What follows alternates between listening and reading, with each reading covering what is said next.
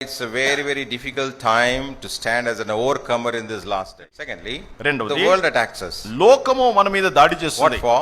ఎందుకని? That we may be defiled. తద్వారా మనము అపవిత్రపరచబడినట్లు. Demas loved the present world. దేమా లోకమును ప్రేమించి And he left the ministry. ఆయన పరిచర్యను విడిచిపెట్టాడు. We may be fine thinking that I am a Christian, I am a born again, I am baptized, I am attending a church, I am a member, everything is fine. కనుక మీరు అనుకోవచ్చు, నేను రక్షింపబడ్డాను, బాప్తిసంలో సాక్ష్యం ఇచ్చాను, మందిరానికి వస్తున్నాను, నా విషయమై అన్ని బాగా ఉన్నాయి అని అనుకోవచ్చు. But what about your worldly attractions? అయితే లోక ఆకర్షణ విషయమై ఏంటి? World tries to deceive us. లోకం మనల్ని మోసం చేయడానికి It ప్రయత్నిస్తుంది. tries to bring so many things in our lives. మన జీవితంలోనికి అనేకమైనటువంటి వాటిని తీసుకొని రావడానికి Worldly traditions ప్రయత్నిస్తుంది. are there. లోకపు ఆచారాలు ఉంటున్నాయి, Worldly friendships are there. లోకపు స్నేహములు ఉంటున్నాయి. So many things which draws away from God. అనేక విషయాలు దేవుని నుండి మనల్ని దూరపరిచేవిగా ఉంటున్నాయి. Makes us to be not to be as overcomers but to be as defiled people. కనుక జయించు వారిగా కాక అపవిత్రపరచబడినటువంటి వారిగా లోకము చేస్తుంది. With small desire and for sinful aspects they are willing to pay such a great price. గమనించండి, స్వల్పమైనటువంటి పాపపు విషయాల కొరకే ఎంతో గొప్ప క్రయము చెల్లించడానికి కూడా వారు వెనకాడట్లేదు. Today how is our life? ఇది మన జీవితం ఏ రీతిగా ఉంది? Are we attacked by Satan? మనం సాతాను దాడి మన మీద ఉందా? Are we attacked by world?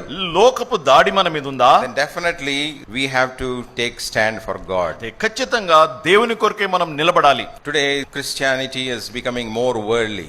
ఈ దినాల్లో క్రైస్తవత్వము లోకానుసారమైనదిగా మారిపోతా ఉంది. Worldly dress, worldly activities. లోకపు కార్యకలాపాలు. The world is entering into the church. లోకము సంఘంలోనికి ప్రవేశిస్తుంది. So that's why it's a very, very difficult time to stand as an overcomer in this last day. ఈ చివరి దినాల్లో జయించు వారిగా నిలబడడం అనేది ఎంతో కఠినమైనటువంటి విషయం. Thirdly, మూడవది, the flesh or the self attacks us.